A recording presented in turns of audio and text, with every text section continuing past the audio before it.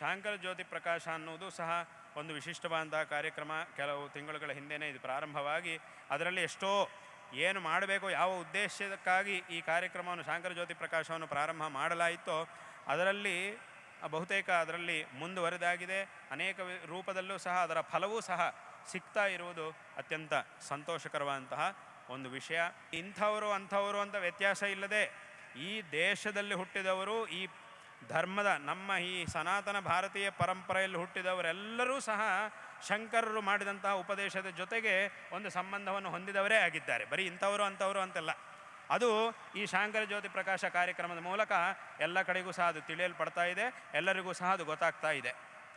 ಅವರವರಿಗೂ ಸಹ ಇದು ಬಿಟ್ಟೋದಾಗ, ಇಂತಹ ಒಂದು ಸಂಬಂಧ ಎಲ್ಲಿ ಬಿಟ್ಟೋಯಿತೋ ಅಂಥವರೂ ಸಹ ಪುನಃ ಇದರಲ್ಲಿ ಬರಲಿಕ್ಕೆ ಸಾಧ್ಯವಾಗ್ತಾ ಇದೆ.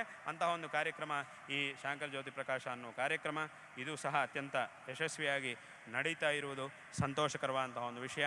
ಶಾರದೆ ಪಾಹಿ ಮಾಂ ಶಂಕರ ರಕ್ಷ ಮಾಂ, ಶಾರದೆ ಪಾಹಿ ಮಾಂ ಶಂಕರ ರಕ್ಷ ಮಾಂ, ಶಾರದೆ ಪಾಹಿ ಮಾಂ ಶಂಕರ ರಕ್ಷ ಮಾಂ.